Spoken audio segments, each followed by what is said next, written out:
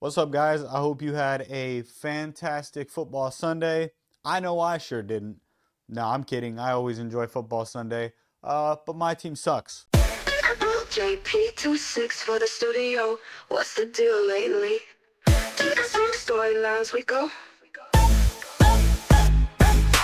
JP26 for the studio. What's the deal lately? To the same storylines we go. Why does he always look like he's about to fart?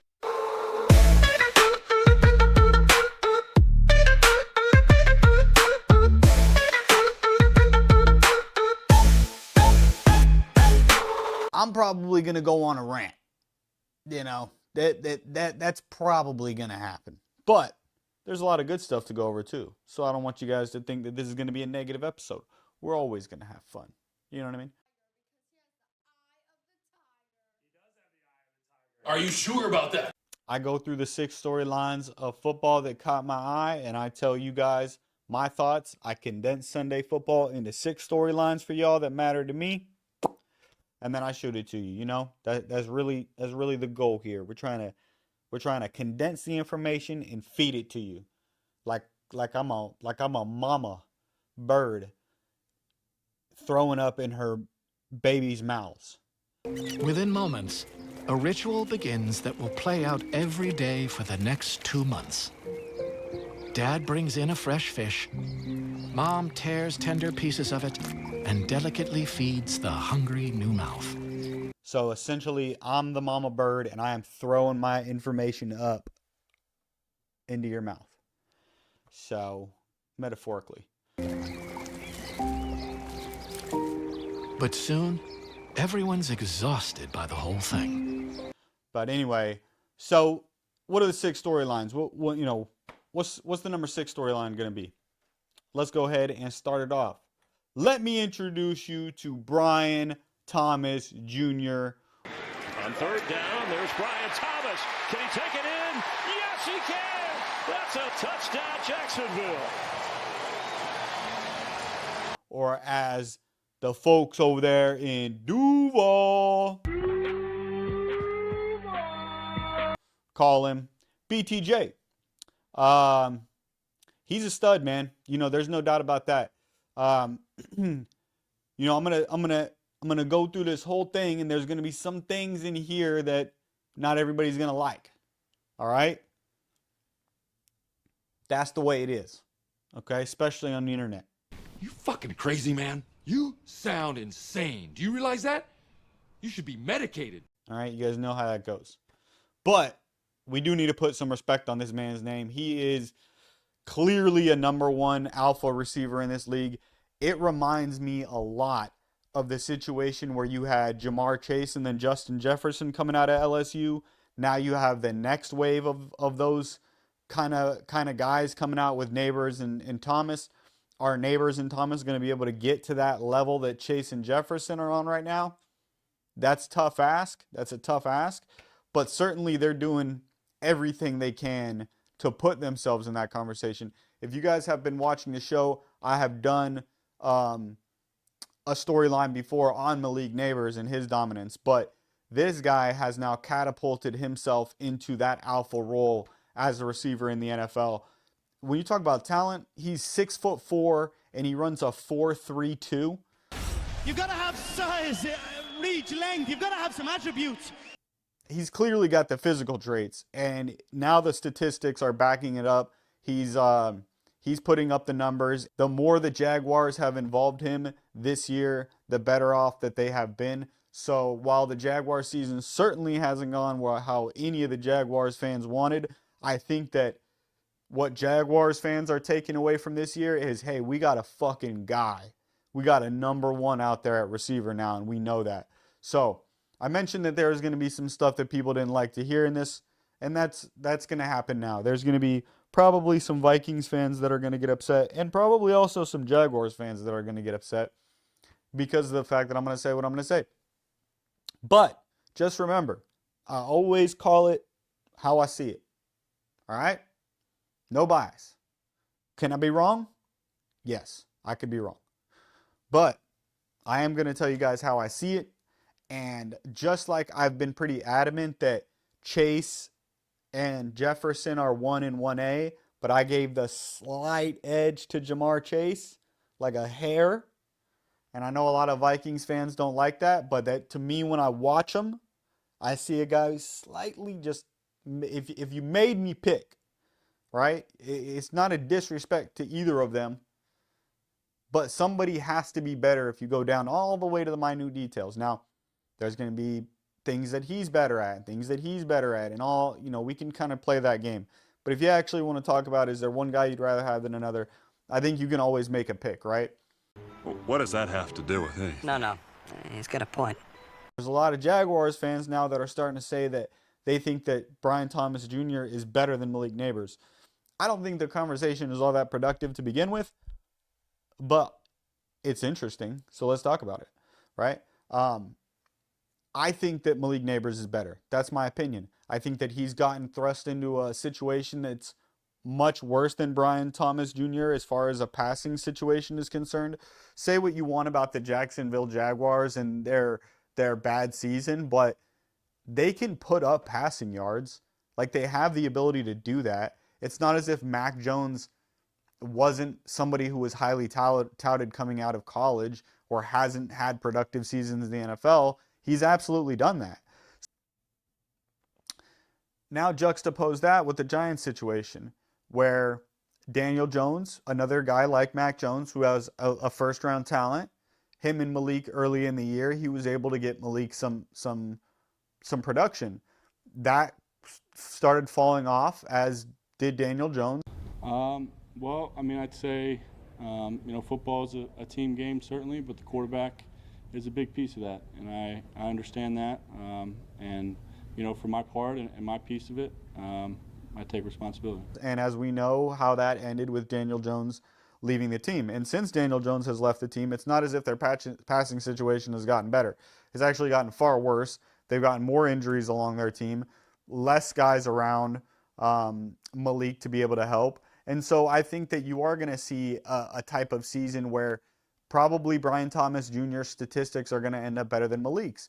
But there's a difference between having a better statistical season and being a better player. Now, in the long run, if Brian Thomas Jr. ends up throughout his whole career proving that he's the better receiver year after year after year, statistically, regardless of situation of quarterback or any of those things, okay. But I'm just telling you, from evaluating it, looking from the outside in, watching the player on the field, Malik Nabers has it when you watch him play. He is so explosive. He's so quick in and out of his breaks. It doesn't matter if it's on a short route, intermediate route, deep route. What you ask him to do on the route tree, he can do literally everything. He's dangerous in space. He can break tackles. So for me, it's just because of his completeness, right? It's just because he's complete as a receiver to me. And I just think Brian Thomas has some of those things, like short area quickness or getting in and out of his breaks extremely quick, as Malik does. Not that he doesn't do it well, but like Malik does. I just think those things are the little separators. And I think that over their career, you will kind of start to see that kind of bear itself out. But that isn't to take anything away from Brian Thomas Jr. Just the same, I'm not taking anything away from JJ to say that I think Chase is the best receiver in the league. It is just what I see. So for me to say that I think that Malik Nabers is the best rookie in the league is not any slight to Brian Thomas Jr. It's just me saying that I believe that Malik Nabers is the best rookie receiver in the league. And I don't want that to get lost in the shuffle of, oh, look at Malik's production is not as good, so therefore Malik is not as good. That's ridiculous. That's not how playing the position of receiver works in the NFL. There's different offenses that are trying to accomplish different things and different talent around them to be able to make those things be accomplished. And when you play receiver, it's a very dependent position on all those things going well in order for you to pick up your stat line. So that is what I think. That is my number 6 storyline, is that Brian Thomas Jr. is a stud, and you should get to know his name because he is going to be in those conversation of those true alphas in the league. and I would imagine he's going to be in that conversation for a long time. He is very good at football. He's good. All right, guys, so what is my number 5 storyline going to be? Evans and Baker meet a faker. Ooh, I told you guys I was going to have a rant today. Possessions. Mayfield, shot, end zone, Evans, it's a touchdown! Ooh, I told you. I told you it was going to happen. The Chargers are frauds. Say it. Say it with me now. They are frauds. You're a phony! Hey, this guy's a great big phony! Come on, Chris. They're frauds. They're frauds. I can't be more explicit and clear about that. You're a great big phony, you know that? This team is fraudulent. Okay? There is no excuse for a team to be able to come into your stadium and treat you the way that this team treated you on both sides of the football. There is no excuse. There isn't a litany of injuries. There isn't that you're not playing on the road. You're not playing one of the bar none best teams in the league. You're playing just another team. A good team, not a great team. And they come in there and they do that. And it's not the fact that you lost. It's that you got your fucking ass whooped in your own house. That's right. You're a big fat phony. And you expect to be able to go into the playoffs and beat these teams? Okay, listen. You can take the Chargers out of San Diego. You can hire Jim Harbaugh. You can do whatever the fuck you want to do. Let me be very clear when I say this. Would you like to know more? As long as that product of nepotism, Dean Spanos, is in charge, the Chargers will go fucking nowhere. Going nowhere. And just like they did with Dan Fouts, and just like they did with Phillip Rivers, and just like they would have done with Drew Brees had he not fucking left, they will ruin another quarterback's chances of winning a Super Bowl in Justin Herbert. Justin Herbert, you can go anywhere in the league and you'd win a fucking Super Bowl within the next 3 years. That ain't gonna happen while you're on the Chargers, buddy. Not gonna fucking happen. And that's the bottom line, because Stone Cold said so. But I digress. So that is my number 5 storyline. Fuck you, Dean Spanos. How about that? You're a phony. Hey, everybody. This guy's a great big phony. Moving on. What is the number 4 storyline going to be? Texans, finish the Dolphins season. Okay. So anyway. Next, and if not a touchdown. It's a fake. Townsend was going to punt. Agunbowale, look at Dory fly. What a call inside the 10. This season for Houston, 2nd and goal. Stroud. There's a block by the wide receiver Woods. Caught by Collins. Touchdown, Houston. The Texans basically just sent the Dolphins on their vacation. Let's go plan our trip to Cabo, or let's go plan a trip to Mexico. Oh, we might be able to get in there. We might be able to turn the corner and make a run. No. CJ Stroud and the Texans end up taking out the Dolphins, and that's it for the Dolphins year. Why are you in such a bad mood? What do you care? You know, at the end of the day, Dolphins are going to have Tua back, and Tua obviously makes this team a lot better than when he's not there. So Dolphins fans will look forward to next year, but They are going on vacation. That is it for their season. But the real storyline here is these Texans. Everybody's kind of forgotten about these Texans. Who the fuck is that guy? Because they've had some injuries and they've kind of gotten the shit kicked out of them here and there on certain games. But they're quietly 9-5. And they're quietly in first place in their division, locking up a home playoff game in the first round. And they have CJ Stroud at quarterback, who's a guy. So I just think this team has like this quiet thing that nobody's talking about them that kind of makes me feel like they're a lot more dangerous than people think. I don't know if I'm the only one that feels that way, but the Texans just feel like nobody's talking about them, and they're as dangerous as any of the teams getting into the playoffs outside of the Chiefs and the Bills. Well, it just feels like, to me, that the Texans have every bit as good an opportunity as making noise in the playoffs as, the Ravens or the Steelers or any, the Broncos or the Chargers or any of these teams that are kind of below the Chiefs or the Bills. It seems like the Texans has as good a shot as anybody to kind of make it through that gauntlet, but nobody's talking about them. And so, I don't know, man. Keep your eye on the Texans. They win.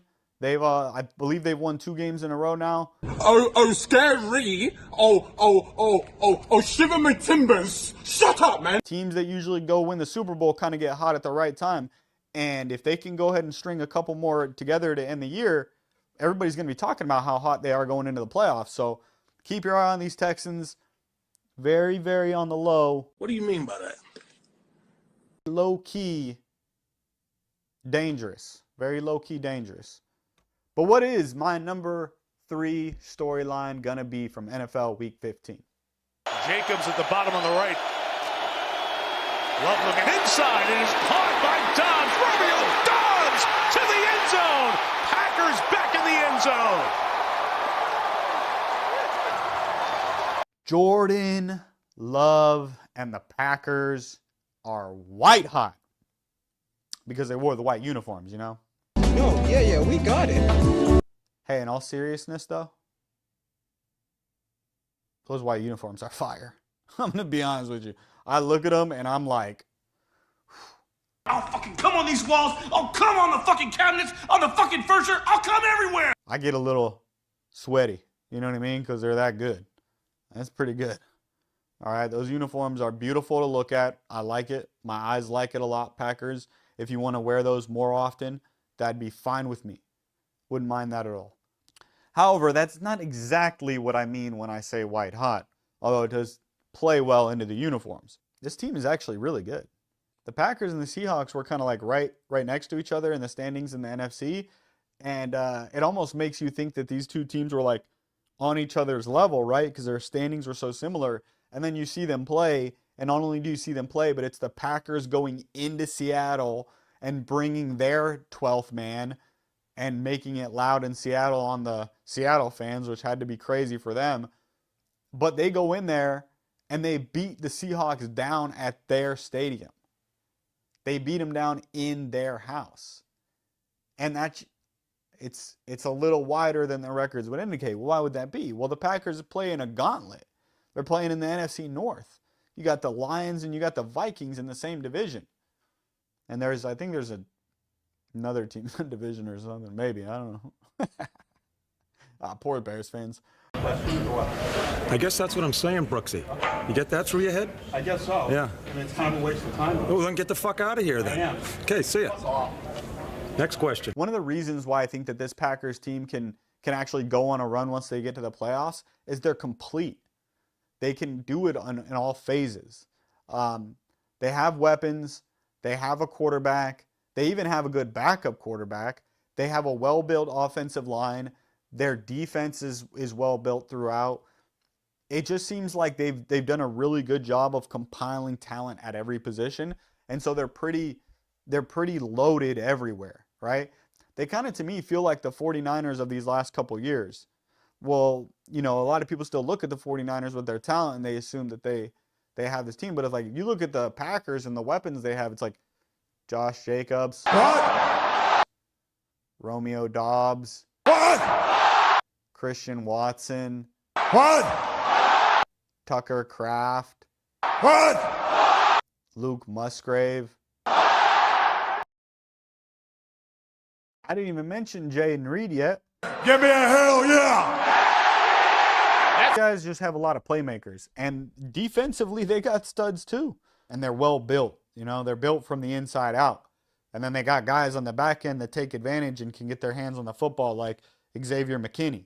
So this Packers team has a championship feel to it. There's a number of teams in the NFC that are going to be tough outs in the playoffs, but the Packers are one of those teams. They're not, I don't care what team it is in the NFC, the Packers are going to give somebody a tough physical football game. That's who they are as a team. So shout out to the Packers, man, because when you talk about them being in the division with these other teams that are so good, these teams that get into the playoffs from the NFC North, all three of them, the Packers, the Vikings, and the Lions, they're all going to be really tough teams in the playoffs to play for anybody because they've just been grinding on each other all year. What do you mean by that? And so these teams are so used to being in big time games, and they're so used to having to dig deep and win those games, and just they kind of, you know, iron sharpens iron, you know. In that NFC North, it's kind of the cream of the crop for the NFC, and they're all just sitting there sharpening each other's swords going into the playoffs. Brother, What is my number 2 storyline? So here's Richardson, who was just 6 of 17 throwing in the first half. Taylor breaking away. Taylor, touchdown. A 41-yard sprint. I'm going to go ahead and just let this one speak for itself. Colts fan, I hope you're sitting down. The Jonathan Taylor touchdown run overturned. Dropped the football. and again, we've seen this happen more than once this year. The player's not breaking the plane of the goal line. The ball comes loose. We see him let it go before it breaks the plane. We have a fumble in the field of play, and we all know now that a fumble in the field of play rolling through the end zone, out of the end zone, the result is a touchback. We clearly see him dropping the football before it breaks the plane of the goal line. Gene, just unreal. As he's going in for the touchdown and as he scored, I wrote out on Twitter, Broncos are fumbling the bag.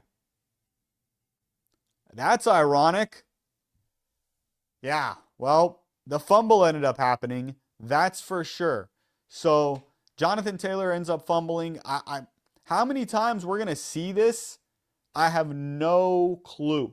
But this seems to be a theme that NFL players cannot stop trying to celebrate before they actually get into the end zone. I don't know where it comes from. I don't get it, but it is inexcusable. And that Colts team is cooked. They're cooked. I mean, you talk about the year that these Colts have had. How do you explain to your fan base that you're going to bring back the coaching staff and management next year? Like, how do you explain that? Cannot play with them. Cannot win with them. Cannot coach with them. Can't do it. You know what I mean? Like, where's the accountability? Like, this team has absolutely fumbled away the season in so many more ways than one. In so many more ways than one. Yeah, that's bad. That's really bad football. And, you know, the funny part is after this, the Broncos ended up not doing anything with their next drive.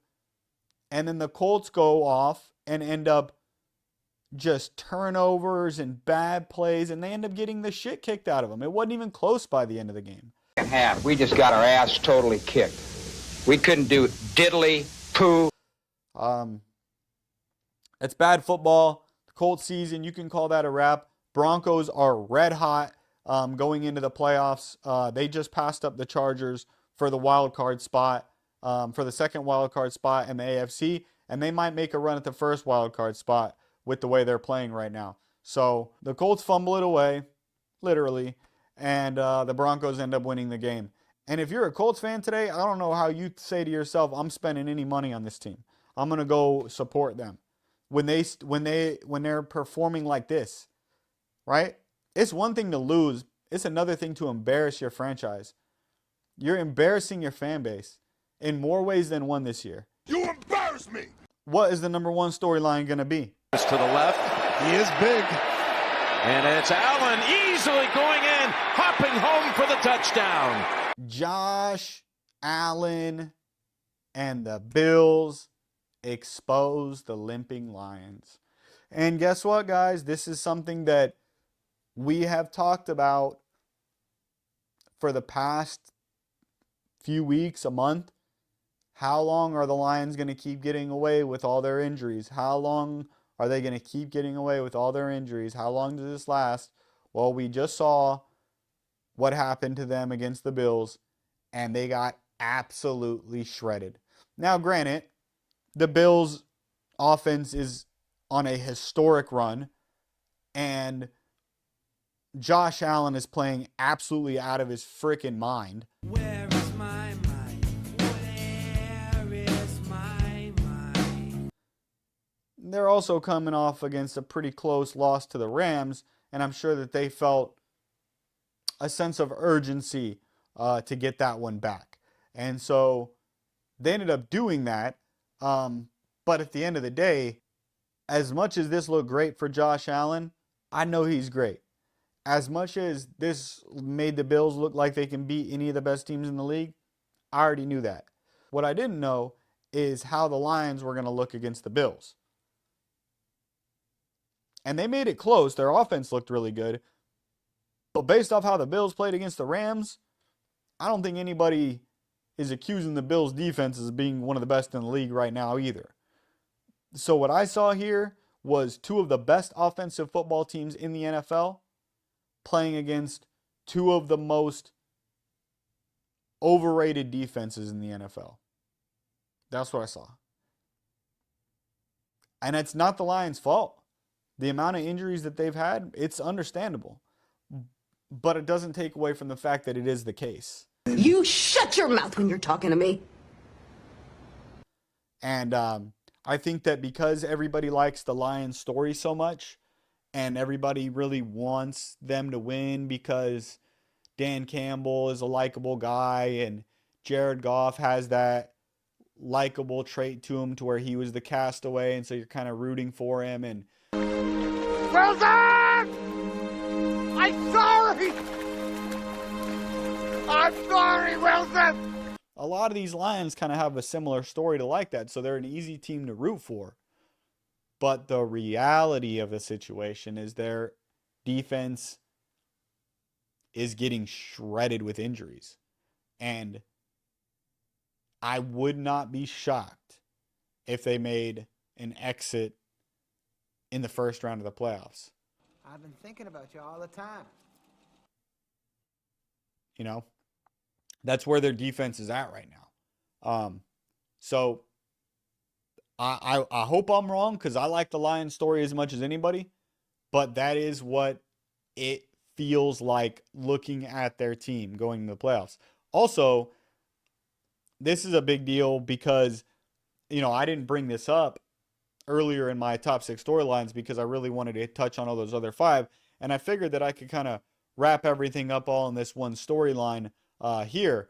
But when you look at the Vikings might catch the Lions and pass them up for first place in this division. The Eagles might go ahead and take over that number 1 spot in the NFC for good and take that home field advantage and first round bye throughout the playoffs. It's now really close, and with the amount of injuries the Lions have, I don't really expect them to win the rest of their games this year, you know? No. I'll tell you another thing too. It looks like this NFC North and possibly even number 1 in the conference might come down to January 5th, which is going to be the last football week of the year for the regular season, where it's going to be Vikings-Lions. I mean, that's going to be a fucking barn burner. Can you guys imagine if that's for the number 1 spot in the NFC? Can't wait. Going from possibly best team in the NFC getting a first round bye to wild card on the road week 1. Oh man, you know, that's that game right there might be the best regular season game of the year, and that might be that like primetime flex. And also, let's not forget about the Eagles either. The Eagles are right there, and they performed beautifully. Jalen Hurts had his best game of the entire year after all the talk and all the craziness that's happening all year with Coach Sirianni not getting along with the fans and the fans wanting Sirianni fired, and then Jalen Hurts having issues with A.J. Brown and all of those things. And then the Eagles just look like they're the most complete team in the NFC. Now, if you want to crown them, then crown her. So shout out to the Eagles too, because they really should have made these top 6 storylines. But the thing is, the Eagles have been so dominant this year that we can just talk about that every week, right? But they're a really good team, and they performed fantastic against one of the better football teams in the league, against the Steelers. They won the Battle of Pennsylvania. So I didn't want to not touch on that. It's just that I felt like the other storylines were something that I wanted to go over, maybe some unique perspectives. There's plenty of people who are going to be talking about the Steelers and the Eagles game, so I figured let me get the other ones in there, and we'll kind of touch on that when we're doing this one. So good job to the Eagles. Fantastic game. You look like you have the most complete team in the NFC right now. Impressive. Very nice. By the way, Josh Allen's performance over the last 2 weeks is going to kind of overshadow this. And maybe it's deserved because Josh Allen is unbelievable right now. But that's the second game in a row that the Bills have given up over 40 points. That's not a great sign going into the playoffs, that you're going to have to rely strictly on Josh Allen being Superman. And a lot of these teams are going to have their own Superman or their own Batman, right? Or their own Iron Man or whatever you want to call them. Nerd alert. Okay, guys, now let's match pitch. But before we get out of here, you guys should know the deal by now. I don't use this for player statistics and notes, man. It's so that I could shoot a paper ball into a fake basket and wish somebody a happy birthday. So, it is December 16th, which means it's somebody else's birthday today. And that person is going to be... Perry.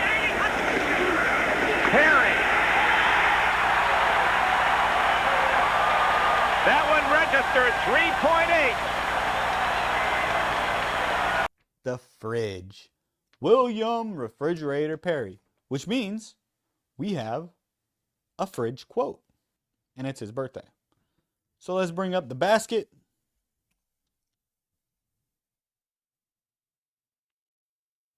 Quote from the Fridge, of whom his birthday is. Even when I was little. Shoot the J. Shoot it!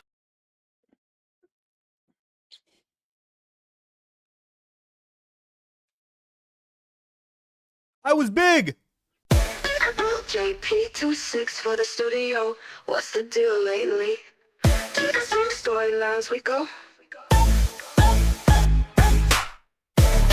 JP26 for the studio. What's the deal lately? To the same storylines we go. Why does he always look like he's about to fart?